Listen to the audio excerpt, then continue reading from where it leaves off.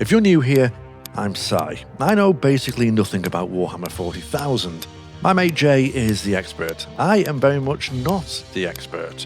And last week, I decided to do something genuinely stupid, which was try and understand Space Marines properly. Not just the surface stuff, I actually wanted to get into it.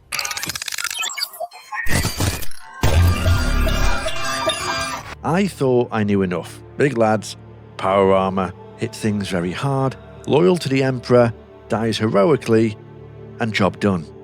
But it turns out I knew about 12% of it, and the other 88% is a lot. So we need to talk about it. Right, so here's where I started. Space Marines are the Imperium's elite warriors, genetically engineered superhumans. They're basically the poster boys of the whole setting. Big, intimidating, covered in skulls and scripture, smashing the enemies of mankind into dust. I knew they came from something called gene seed, which is genetic material passed down from the original Primarchs, and I knew they were organised into chapters: Ultramarines, Space Wolves, Blood Angels, and so on. Roughly 1,000 warriors per chapter, and about 1,000 chapters active at any one time. I also knew they were hard to kill. They didn't need much sleep, could eat almost anything, and that their armour was basically a walking tank. What I didn't think about, and this is where it starts to get a little strange, is where they actually come from. Not genetically, I mean originally, as people. Because every single Space Marine was once just a kid. And that is a bit that I genuinely was not prepared for.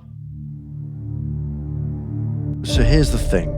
The implantation process, the surgery that turns a normal human into a Space Marine, only works properly if the recipient is young enough. Their body needs to still be developing. The gene seed is essentially keyed to pubescent male physiology.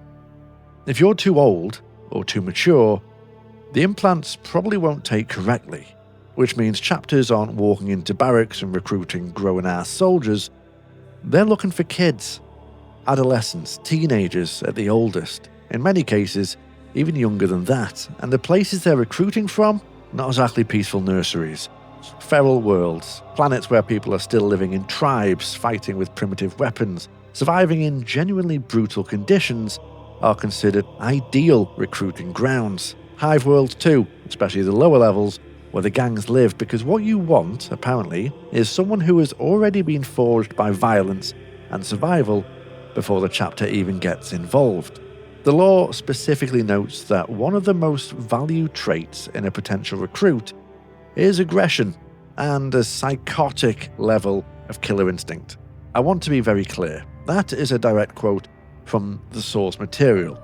Not me editorializing, that's what they're looking for in a child. So, right from the start, before a single implant is being put in, before any training has happened, the chapters are specifically hunting for the most aggressive, toughest, violent young men that they can find. And then the real fun begins. Every chapter runs its recruitment differently. There's no single standard process for finding and selecting aspirants. What there is a guarantee that whatever the method, it's going to be brutal. Let me give you some examples, because I went down a rabbit hole here and I need to share the damage. The Space Wolves. The Space Wolves recruit almost exclusively from the tribes of Fenris, which is their homeworld. And Fenris is, by any reasonable measure, a complete nightmare of a planet. It's extremely cold, there's barely any food, and the wildlife out there just wants to eat you. Wolf Priests are the chapter's recruitment officers, and they watch the tribal warfare that constantly happens on Fenris. They observe from a distance, and they mark the young men who stand out. Then, those boys are selected and brought to remote training camps in the Assai Mountains, where they spend months in conditions designed to push them to the absolute limit. The final recruitment trial is called the Test of Morkai. The aspirant, at this point, already partially implanted with the Space Wolves gene seed, including something called Canis Helix, is dropped a massive distance from the chapter's fortress, in minimal clothing, minimal gear, in the Fenrisian wilderness. The test isn't just survival, there's a secondary problem: the Canis Helix. which is unique to the Space Wolf's gene seed, and it risks triggering something called the Curse of the Wolfen. Essentially, the aspirant begins to transform into a feral wolf-like creature that can no longer be controlled. If that happens during the test, well, they don't come back. They stay in the wilderness, well, forever. So the test is, survive the cold, survive the wildlife, find your way back to the fortress, and try not to go feral. That is the bar. That is what you have to clear just to start becoming a Space Marine. Moving on to the Blood Angels, they recruit from the moons of Baal, Baal Primus and Baal Secundus. These moons are irradiated death worlds. The populations living there are, by this point, riddled with physical effects of radiation, lesions, carcinoma, mutation. The fact that anyone survives there long enough to be recruited is frankly impressive on its own. The trial event is called the Duplus Lunaris. Well, they said that wrong. It happens during a specific alignment of Baal and its moons, which is roughly once every century. Chapters visit the tribes and encourage participation.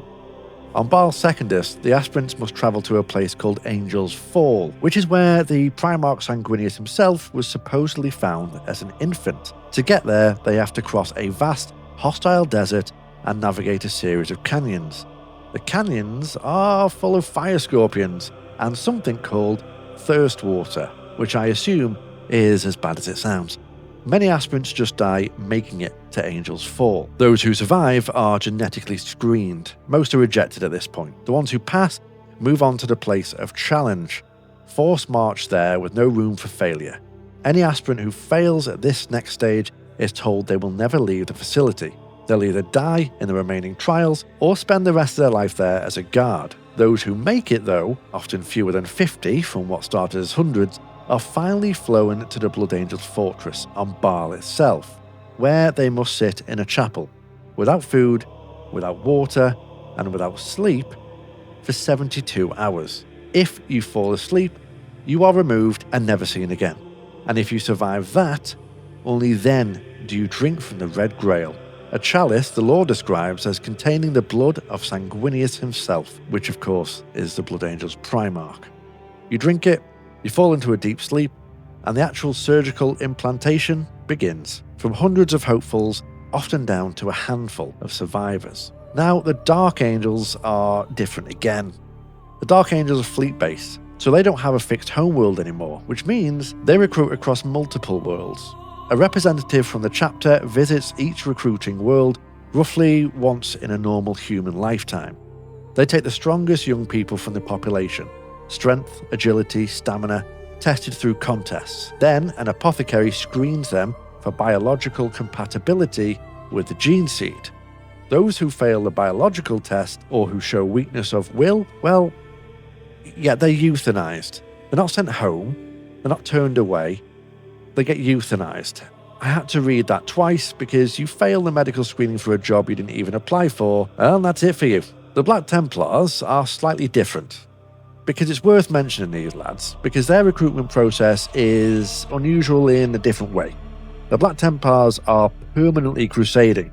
They don't have a home base, they move from war to war constantly. So their recruitment is built into that lifestyle. Contestants of arms are held on worlds they pass through. Lethal trials, often gladiatorial in nature. If a young man survives and impresses, then he's taken on as a neophyte. But unlike most chapters, he doesn't go on to a training company. He goes straight into a combat unit and is assigned to a veteran initiate who becomes his personal mentor. He learns by fighting in actual battles from day one. His graduation from neophyte to full battle brother, his mentor decides when that happens. When the initiate thinks his apprentice has proven himself worthy. No formal timeline, no guarantee. So for the Black Templars, the trial never really ends. It just becomes the job. So in real life, I have been in the army, and I know what selection looks like.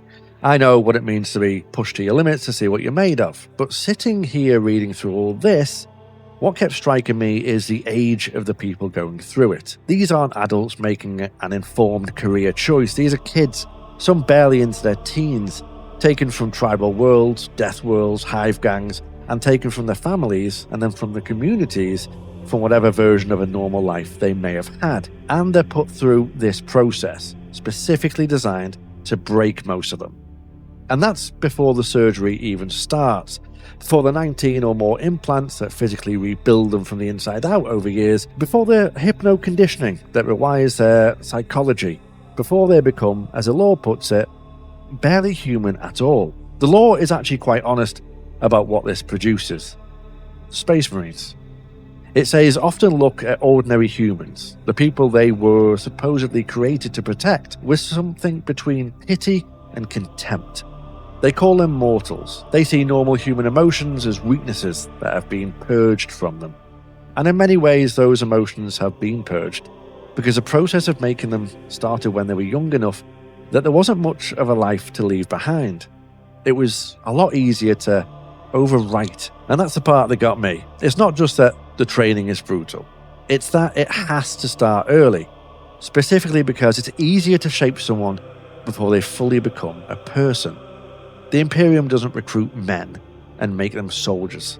It recruits boys and makes them something else entirely. So yeah, that's what I learned about Space Marines this week. Honestly, still a massive fan. Love the big lads. We'll continue to paint them, talk about them, and get most of the details wrong in ways that Jay will quietly correct me on later, but I think you come away from this with a slightly different appreciation of what a Space Marine actually is. It's not just power armor and a bolter. It's the end result of a process that starts with taking the most violent, most resilient young men humanity has to offer, from the worst places humanity has to offer, and running them through something that most of them, well, they won't survive. And those that do, well, they'll never be the person that they were before. And that, apparently, is the entire point. If you want to go deeper on any of this, the surgery itself, the gene seed, the specific implants, what they actually do to a person, well, that's a whole other video. And let me know in the comments if that's something that you want to see. I'm Sai, and this has been What the 40K. Thanks for watching.